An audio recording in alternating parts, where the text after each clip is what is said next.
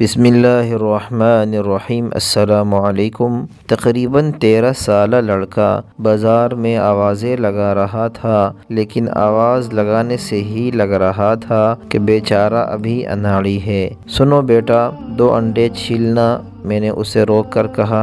جی اچھا صاحب جی، اس نے ہاتھ میں پکڑے کولر کا ڈھکن کھولتے ہوئے کہا۔ جب اس نے انڈے چھیل لیے تو میں نے دونوں انڈوں کے پیسے اس کے ہاتھ میں پکڑائے اور ایک چھلا ہوا انڈا اٹھاتے ہوئے کہا کہ دوسرا انڈا آپ خود کھاؤ۔ اس نے خوشگوار حیرت سے مجھے دیکھا اور کہنے لگا، صاحب جی، اکثر لوگ جب 2 یا زیادہ انڈے لیتے ہیں تو مجھ سے رعایت مانگتے ہیں، کبھی کبھی تو خرید پر بھی دینا پڑ جاتا ہے۔ آپ کیسے انسان ہیں صاحب جی؟ بات ادھوری چھوڑ کر وہ دائیں ہتھیلی سے اپنی نم آنکھیں صاف کرنے لگا۔ میں نے اسے گلے لگا کر چوما، پیار کیا اور انڈا اپنے ہاتھوں سے کھلا دیا۔ وہ تشکر سے لبریز آنکھوں سے مجھے دیکھتا ہوا پھر گویا ہوا کہ کیا آپ کو پتہ ہے صاحب جی، میری ماں محلے کی آخری نکڑ تک میرا کولر خود اٹھا کر میرے ساتھ آتی ہے اور بار بار یہی کہتی رہتی ہے کہ جب رات کو زیادہ لیٹ ہو جائے تو جلدی لوٹ آنا،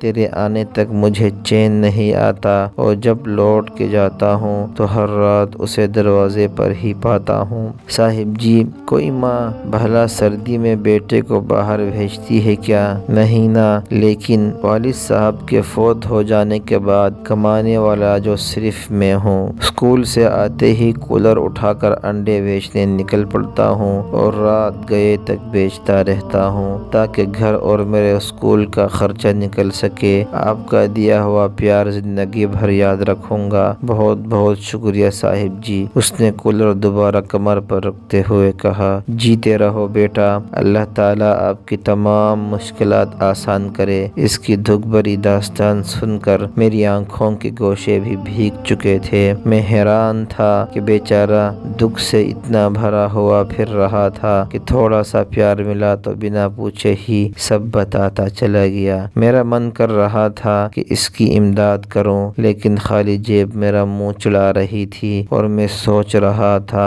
کہ بھلے ہی ہمارے پاس کسی کو دینے کے لیے دولت نہ ہو، لیکن در در کی ٹھوکریں کھاتے ان جیسے انڈے، قلفی اور چھوٹی چھوٹی اشیاء بیچنے والے لوگوں سے رعایت کروانے کے بجائے اگر پیار بانٹنا شروع کر دیں تو شاید ان کی دل سے نکلی دعا ہماری زندگیوں کو سنوار دے۔